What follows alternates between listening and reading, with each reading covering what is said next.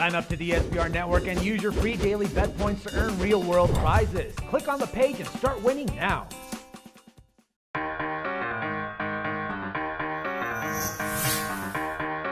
Hi, welcome to SBR Forum Videos. I'm Peter Loshak. We are continuing our spring training coverage right now with Doug Upstone, and right now we're going to cover the Milwaukee Brewers. Doug was going to go to the Brewers spring training game today, but it was sold out, believe it or not. Doug, thanks for being back with us. Peter, my pleasure to be back here. And yes, unusual circumstance with the Brewers game sold out on a weekday. But hey, those things happen, and I guess I got to get there earlier next time. Well, let's talk about the Milwaukee Brewers right now. Now, I've been reading at sabermetric sites that actually they should be a little bit improved. They are ranked about 9th or 10th in terms of most improved teams most likely to be improved in the upcoming season. So that's a positive sign. Last year they were kind of undervalued, but they were they were kind of overvalued. They were a slightly bad bet overall, but that all came at home. They were minus 10 units at home, actually slightly profitable on the road at plus 2.5 units. They did have a good bullpen last year, number 5 in the majors in bullpen ERA, number 3 in the National League. So maybe things are looking a little bit up from a betting perspective for Milwaukee for 2014. What do you think? I definitely agree. Their 74 wins last year, was really it was a downside for them. The whole Ryan Braun thing, I think brought the whole organization down and the team down. And so I think with that behind them, Braun, new leash on life for him as well. I think it'll be a positive. And, the odds makers, the number I've seen is 80.5, on the Brewers. And I think, definitely there's something there. I look at, their pitching, and as you mentioned, their bullpen, and, this Jim Henderson, even though he's just a 2-pitch pitcher, he's a closer. So that can be more than enough. And he's, he really turned himself into a very strong candidate as a top end closer. And then you consider with the rest of their pitching staff, I mean, these are not brand names necessarily, but, Giovanni Gallardo, Kyle Lose, Matt Garza, Marca Estrada, and Willie Peralta.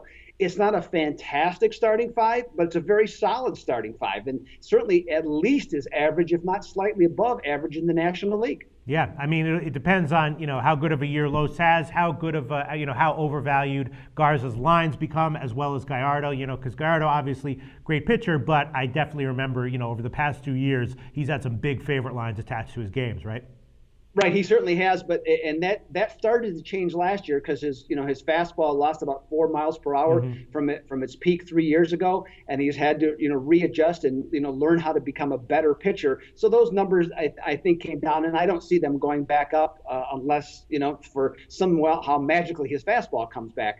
But Garza, his numbers will be down because again he's pretty much now just a 500 pitcher as well. But Estrada and Peralta both have good talent, and those are the guys that really have the upside that can upgrade this team overall. All right. Well, if the lineup has some life to it, and the bullpen likely to be as strong as it was last year? Because last year was a big strength, number 5 in baseball in terms of bullpen ERA, and that could be a key for Milwaukee in terms of betting value.